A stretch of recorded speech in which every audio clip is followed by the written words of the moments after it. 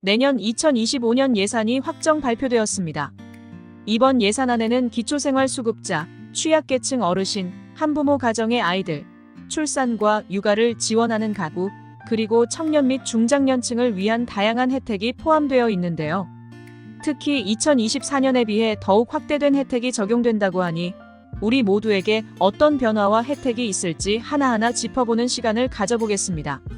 앞으로의 영상에서 정부가 내놓은 새로운 정책들이 우리의 일상에 어떤 영향을 미칠지, 어떤 부분에서 도움을 받을 수 있을지 자세히 살펴보겠습니다.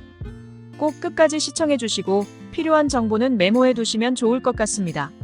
시청하시기 전 구독, 좋아요, 알림 설정 부탁드립니다. 안녕하세요. 돈 버는 복지TV입니다.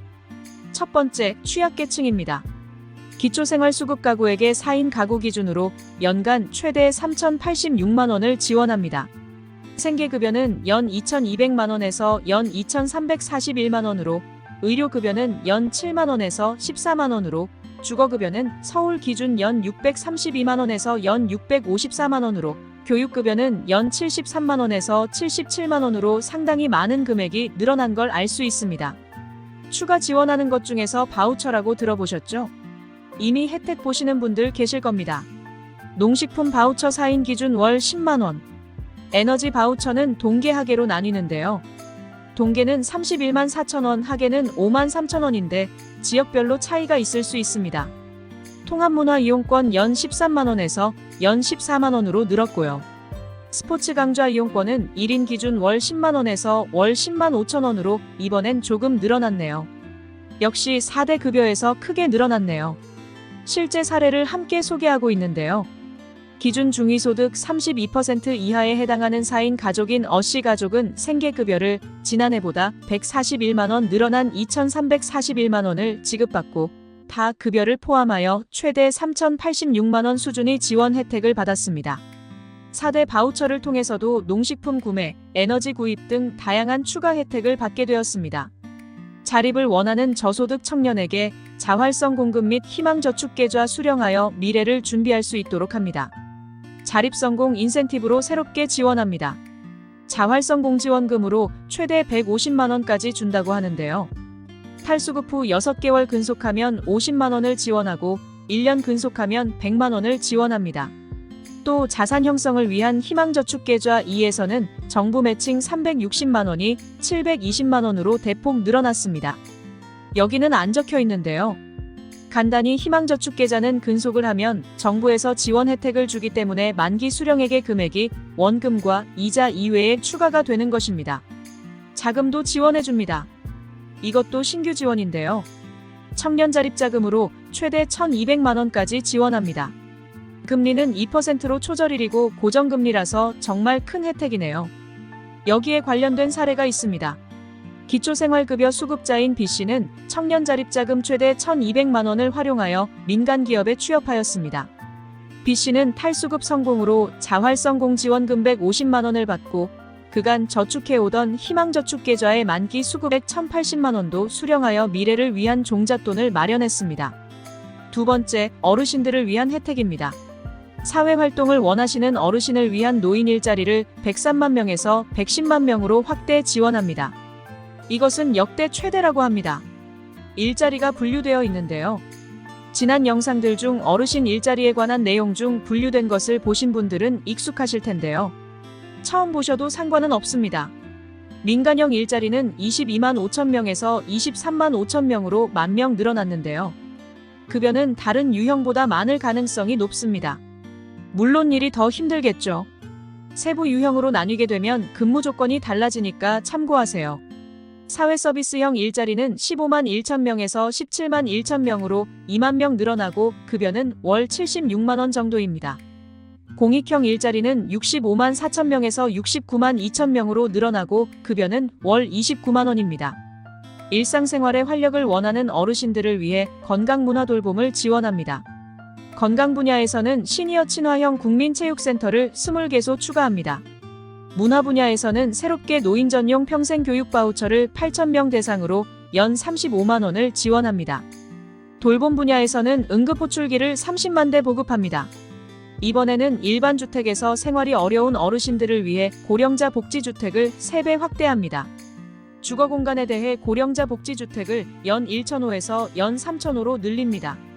기존의 통합 공공임대 1,000호에 새롭게 매입임대 1,000호, 노후 공공임대 리모델링 1,000호가 추가됩니다. 그리고 새롭게 맞춤형 서비스로 복지주택 단지 내에 돌봄 복지관 4개소를 설치하여 고령자 복지주택 내 인프라를 활용해 건강 여가 돌봄 서비스를 종합적으로 제공합니다.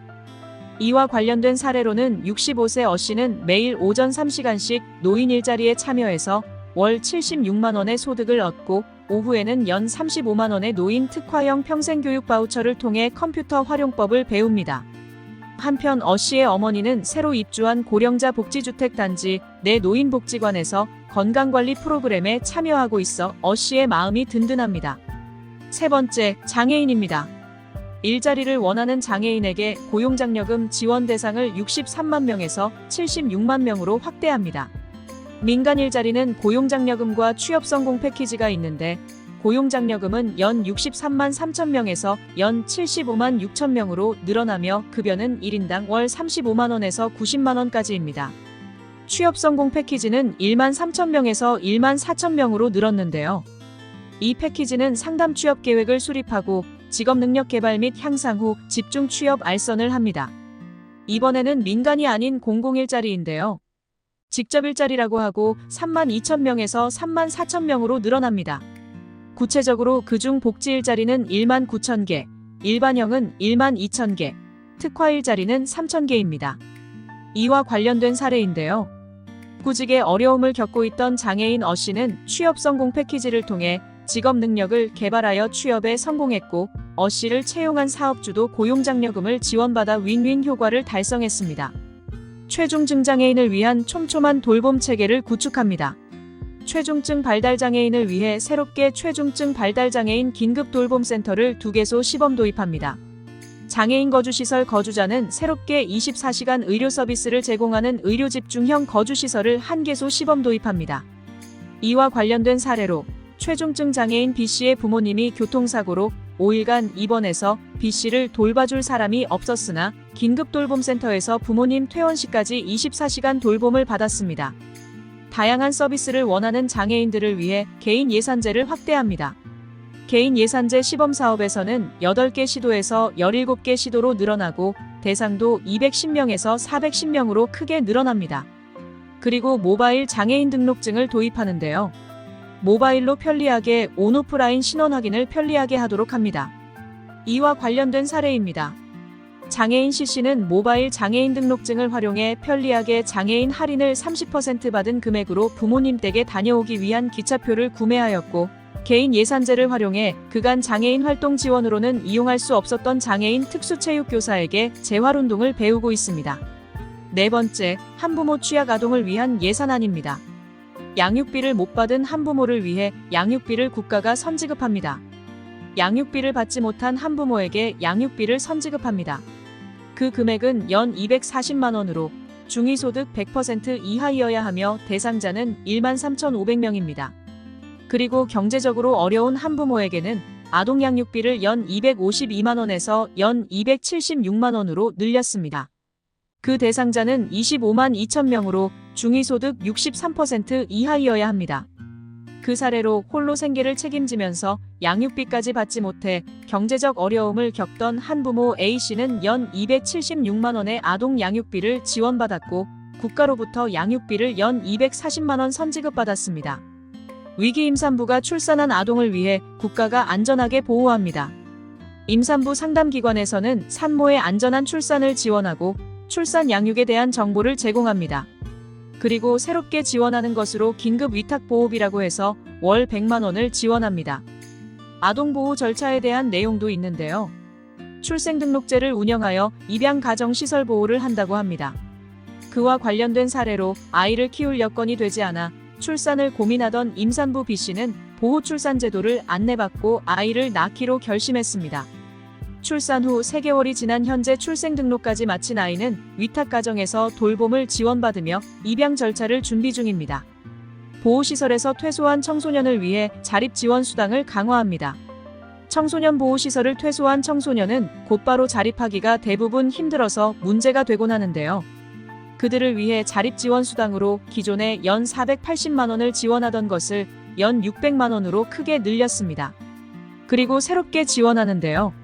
성폭력 보호시설 퇴소 미성년 피해자에게는 자립지원수당으로 연 600만 원을 지원한다고 합니다. 그 사례로 청소년 쉼터의 보호를 받던 청소년 C씨와 성폭력 보호시설에서 거주하던 D씨는 시설 퇴소 후 월세 부담 등 경제적 문제를 고민하던 중 연 600만 원의 퇴소 자립수당 최대 5년간 월 50만 원을 지원받게 되었습니다. 5번째, 출산 육아 가구에 관한 예산안입니다. 육아 부부를 위해 필요한 시기에 필요한 육아 시간을 제공합니다. 부모 맞돌봄 지원에서는 육아휴직 급여 상한을 월 150만 원에서 월 250만 원으로 올렸습니다. 그리고 월 25%를 지원하던 육아휴직 급여 사후지급금은 폐지합니다. 배우자 출산 휴가 급여 지원으로 5일에서 20일로 대폭 늘었습니다. 그리고 근로 환경도 유연하게 만듭니다. 육아기 근로 시간을 단축하고 급여를 월 200만 원에서 월 220만 원으로 늘렸고 대체 인력 지원금을 신설 확대하여 월 80만 원에서 월 120만 원으로 늘립니다. 그리고 새롭게 육아휴직 동료 업무 분담 지원금이라고 해서 월 20만 원을 지원합니다. 그 사례로 아이를 키우는 맞벌이 여성 어씨는 육아휴직을 신청하여 1년간 2,310만 원의 육아휴직 급여를 받아 소득 걱정 없이 아이를 직접 키우고 있으며 회사는 월 120만 원의 정부 지원금을 받고 대체 인력을 채용하여 업무 공백 부담을 해소하였습니다. 맞벌이 가구를 위해 아이돌봄 서비스를 확대합니다. 일반 돌봄으로는 아이돌봄 소득 요건을 완화하여 기준 중위 소득 기준 150% 이하에서 200% 이하로 변경되고 정부 지원율도 확대합니다. 새롭게 단기 돌봄에 대해 단기 육아휴직을 신설하여 연 1회, 2주 이용할 수 있게 했습니다. 또 새로운 것이 하나 더 있는데요. 긴급 돌봄으로 직장 어린이집 긴급 돌봄을 65개소 신설하여 일기 돌봄, 병원 동행, 하원 지도 등의 서비스를 받게 됩니다. 그 사례입니다. 출장이 잦은 B부부는 갑자기 아이가 아파도 직장 어린이집 긴급 돌봄 서비스를 통해 아이의 병원 진료와 하원을 지원받고 하원 이후부터 부부가 퇴근할 때까지 아이 돌보미가 집으로 방문하여 아이를 돌봐주어 한결 수월하게 직장 생활과 아이 보육을 병행할 수 있게 됐습니다. 신혼부부와 출산 가구를 위해 더 넓은 주거 공간을 제공합니다. 새롭게 든든 전세라고 해서 3만 호를 임대한다고 합니다. 분양에도 혜택은 늘 있었습니다. 이번에는 신혼부부, 신생아, 다자녀 특별 공급을 4만 2천 호에서 4만 7천 호로 늘립니다. 대출에도 혜택이 있네요. 신생아 특례 소득 요건을 1억 3천만 원에서 2억 5천만 원으로 상향하고 우대금리도 추가 자녀당 0.2%에서 0.4%포인트로 상향합니다. 그 사례입니다. 최근 아이를 출산한 신혼부부 C씨는 신생아 출산 다자녀 가구 대상 든든 전세에 당첨되어 입주했습니다. 전세 보증금은 저리의 신생아 특례 대출을 통해 마련했습니다. 초등생에게 늘봄학교를 확산하고 저소득 학생에게는 맞춤형 장학금을 확대합니다. 늘봄학교는 초등 1학년에서 초등 1, 2학년으로 대상을 늘리고 예체능, 심리정서 프로그램을 방과 후 최장 20시까지 합니다. 그리고 17개 부처와 대학 협력 프로그램을 추가하여 편리하고 질이 더욱 좋아질 것으로 기대합니다. 꿈사다리 장학금이라는 것이 있습니다. 들어보셨나요? 기존의 중1에서 고1까지를 대상으로 2,000명에게 혜택이 있었는데 초등 5학년부터 고3까지를 대상으로 3,000명이 혜택을 받습니다. 그 금액은 초등은 15만 원, 중등은 25만 원, 고등은 35만 원입니다. 대한민국에서는 늘 관심의 대상이죠. 영재 키움 프로젝트를 초등 4학년부터 고3까지 638명에서 초등 3학년에서 고3까지 723명으로 그 대상이 확대됩니다. 그 사례로 맞벌이를 하고 있는 어씨 부부는 최근 방과 후에도 늘봄학교에 학교에 아이를 맡기고 일할 수 있어 든든합니다.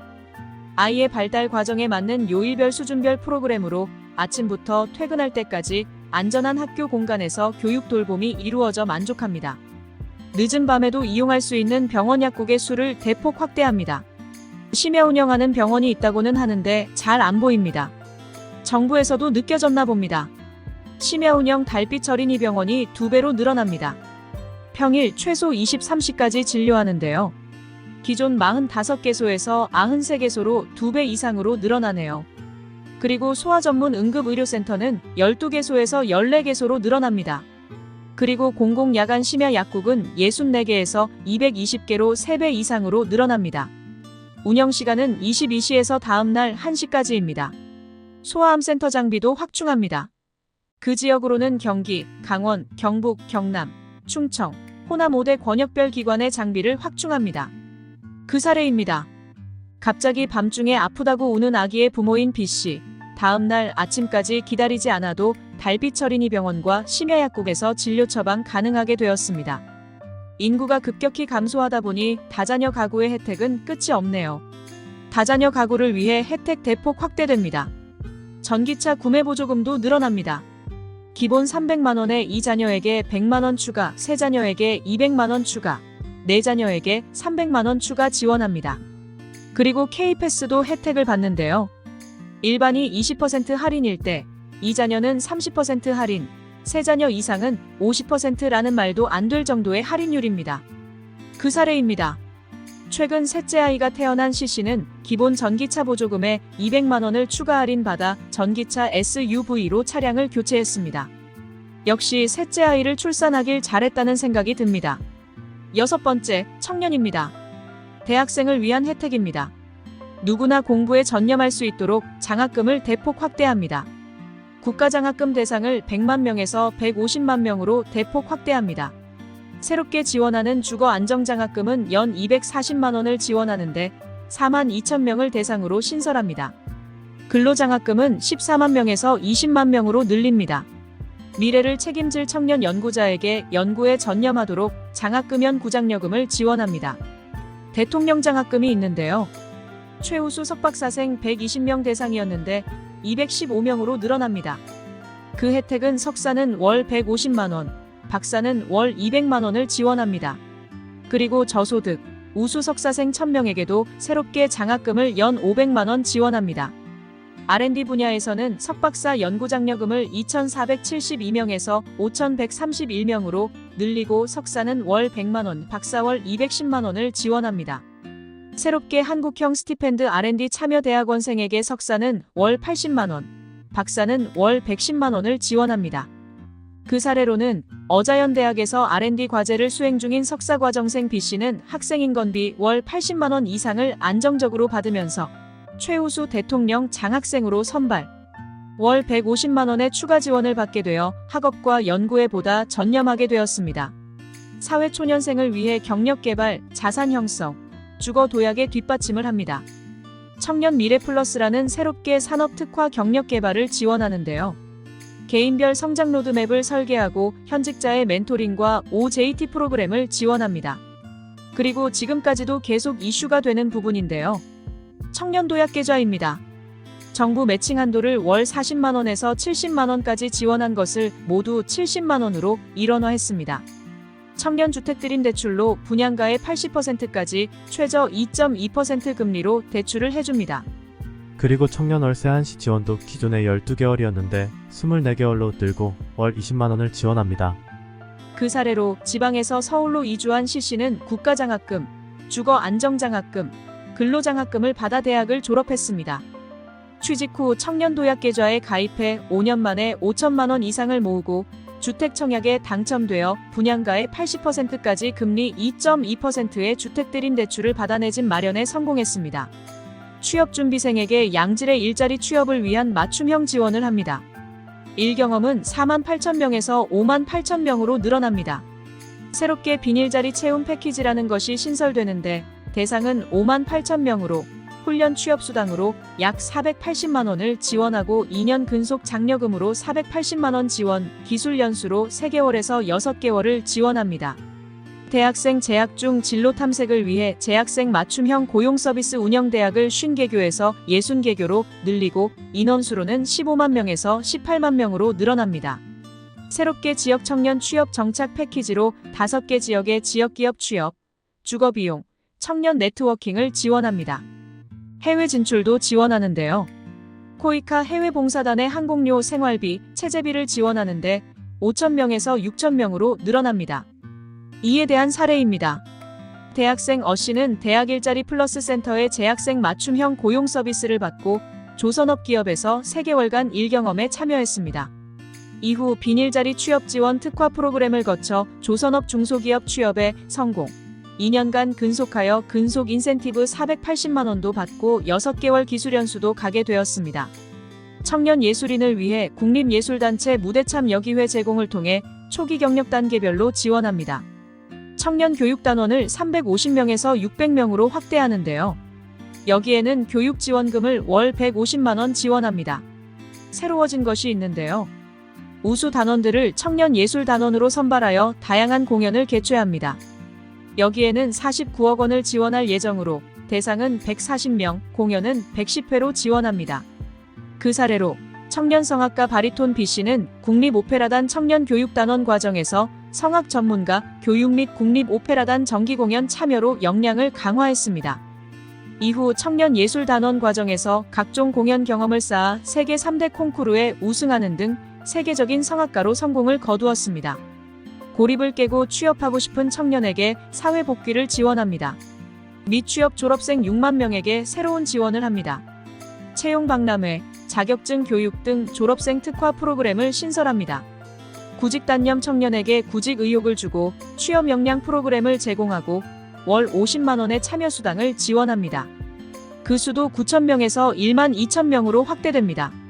고립 은둔 청년 1,000명에게는 온라인 발굴 체계를 마련하고 정서 심리치료와 자조 모임 등 사회 복귀를 지원합니다.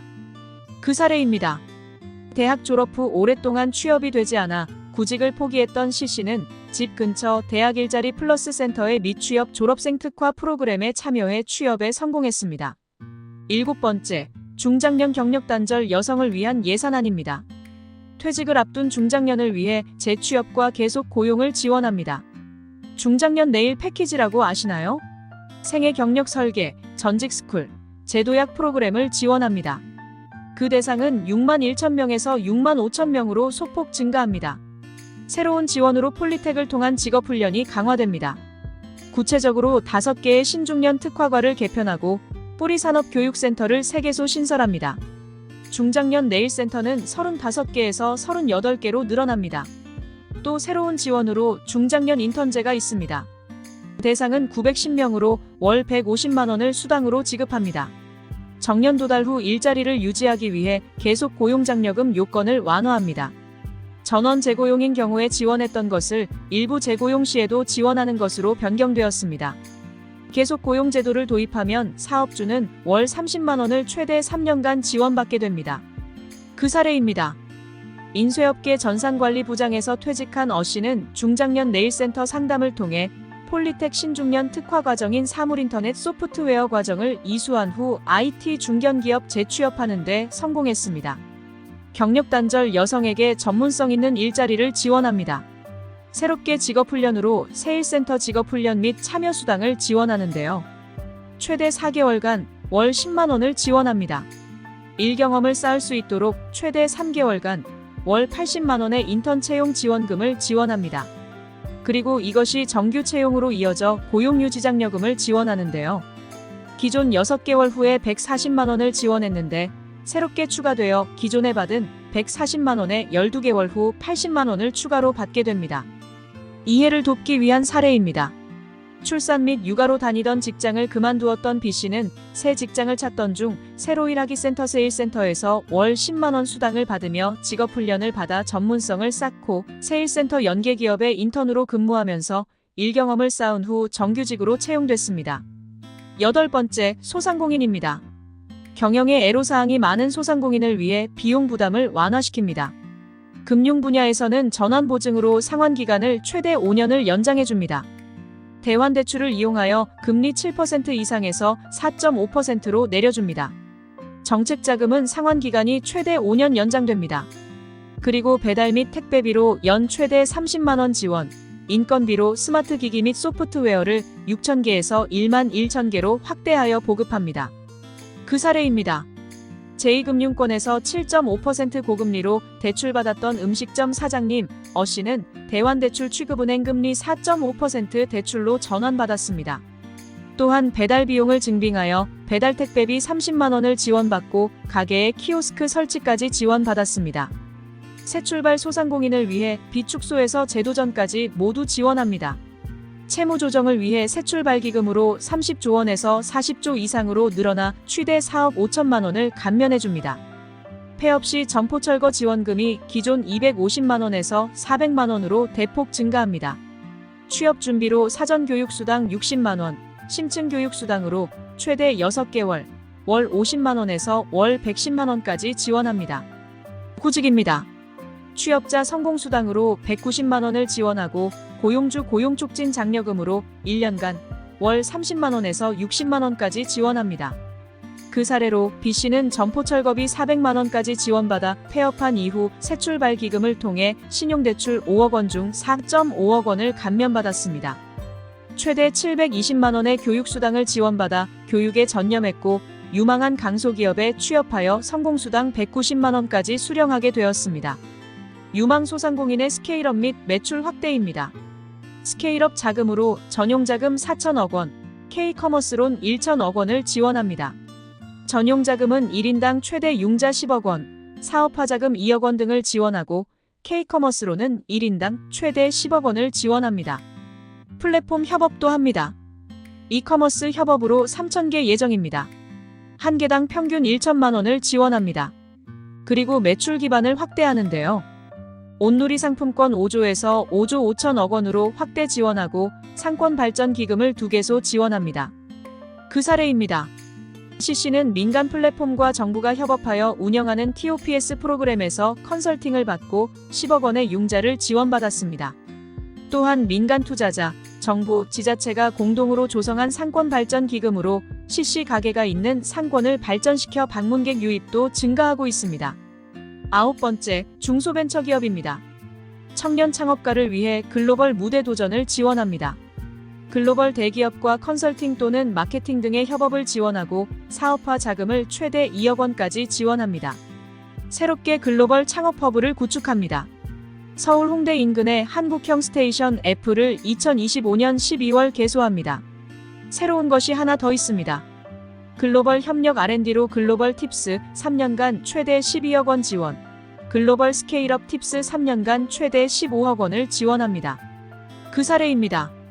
AI 분야 스타트업 대표 어씨는 사업화 자금에 대한 정부 지원과 함께 글로벌 대기업사의 AI 기술 개발 협력 프로그램에도 참여하여 기술력을 인정받았습니다. 이어 미국 현지 법인을 설립하여 해외 연구소와 공동 R&D까지 추진하게 되었습니다. 유망 중소기업을 중견기업으로 점프업할 수 있도록 지원합니다. 새로운 혜택인데요. 3년간 약 8억 원을 전략 수립부터 마케팅, 회계 등 바우처 형태로 지원합니다. 또 정책자금으로는 시설자금 최대 100억 원, 운전자금 최대 5억 원을 지원합니다. 그리고 기술보증기금 특례보증으로 기업당 약 200억 원을 지원합니다. 그 사례로 첨단 제조 분야에서 유망성을 인정받은 중소기업 대표 B씨는 민간 전문가 디렉팅을 통해 스케일업 전략을 수립하고 오픈 바우처를 통한 기술 이전 서비스, 시설 융자 등을 추가로 지원받아 고속 성장 이후 코스닥 상장에도 성공했습니다. 새로운 수출로 성공을 원하는 중소벤처기업을 지원합니다. 수출 바우처라고 해서 4,505개사에게 1억 원에서 2억 원까지 지원합니다. 중소기업 테크 서비스 바우처가 새롭게 지원됩니다. 400개사이고 최대 5천만 원을 지원합니다. 수출 전용 융자도 있습니다. 2,000개사 이상에게 최대 30억 원을 지원합니다. 그 사례입니다. 동남아 국가로 수출하기 원하는 ICT 서비스 벤처기업 대표 CC는 수출 바우처를 통한 클라우드 활용 서비스 이용료 정책자금 대출 지원을 통해 현지 진출에 성공했으며 동남아 수출 성공을 발판 삼아 유럽 진출까지 성공하게 되었습니다. 10번째, 농민입니다. 농민을 위한 수입안정보험을 전면 도입합니다. 수입안정보험이라고 있는데요. 기존의 9개 품목에서 15개 품목으로 늘어나고 가입률은 1%에서 25%이 됩니다. 기본형직불금이라고 있는데요. 최초 5% 인상, 비진흥 지역에 밭을 추가 인상합니다. 전략작물직불제로 밀일 헥타르당 50만원에서 100만으로 증가하고 옥수수 등의 하계 조사료로 1헥타르당 430만원 지원했던 것을 500만원을 지원합니다. 그 그 사례입니다. 작물을 재배하는 농민 어씨는 자연재해와 시장 가격 하락으로 소득이 감소했으나 수입안정보험에 가입하여 평년소득의 최대 85%까지 보전받았습니다. 또한 기본형직불금 단가 인상으로 2024년 대비 1헥타르당 최대 36만 원을 추가 지급받습니다. 귀농 청년에게는 영농정착 및 창업주거를 지원합니다. 새롭게 5,000명에게 영농정착지원금을 정착자금으로 3년간 월 100만 원을 지원합니다. 임대주택단지도 10개소 300호를 추가 조성합니다. 여기는 보육문화시설도 보유한다고 합니다. 장기 임대형 스마트팜도 4개소를 새롭게 조성합니다. 40명에서 80명까지의 청년농이 최대 10년까지 임대할 수 있습니다. 그 사례입니다. 청년농 B씨는 영농정착지원금 대상자로 선발되어 초기 정착자금 월 평균 100만 원을 3년간 지급받고 임대주택단지에서 거주하며 임대형 스마트팜에서 영농경험 축적과 창업자금 마련을 하고 있습니다. 농촌 거주민을 위해 정주 여건을 개선하는 데 지원합니다. 새롭게 농촌공 간정비를 30개 지구에서 합니다. 여기는 악취, 오폐수, 소음 등 난개발 시설 철거 이전을 지원하는데요. 지구당 100억 원을 지원합니다. 빈집도 정비합니다. 3개 구역에서는 빈집 리모델링을 통해 체류형 주택 및 공동시설을 개발합니다. 구역당 21억 원을 지원합니다. 체류형 복합단지도 있습니다. 3개 단지에서 체류, 여가, 체험 관광 패키지를 지원합니다. 단지당 30억 원을 지원합니다. 11번째, 군인국 가유공자를 위한 예산안입니다. 청년 병사 예비군을 위해 의무 이행에 대한 합당한 대우를 지원합니다. 뉴스에 많이 나온 내용이죠. 병의 봉급을 인상합니다. 예를 들어 병장 봉급을 165만 원에서 205만 원으로 증액합니다. 이는 월 급여 150만 원에다가 자산 형성 지원금으로 55만 원을 추가해주는 것입니다. 군대 내 생활관을 개선합니다. 8인에서 10인실은 공용 화장실 및 샤워실을 두고 2인에서 4인실은 단독 화장실 및 샤워실을 두도록 했습니다. 신형 전투피복을 도입합니다. 명칭은 우리가 알 수 없는 9종 공용 피복에서 4종 개인 피복으로 된다는데 무슨 말인지 모르겠고요. 핵심은 많은 기능을 하고 매우 가벼운 소재라는 것입니다. 새롭게 지원되는 것에 예비군 지원 확대도 있네요. 동미참 훈련 참가비로 4만 원 지원하고 작게 훈련 교통비로 6천 원을 지원합니다. 그 사례입니다. 정기 휴가를 가며 부모님 선물을 준비하는 A1병.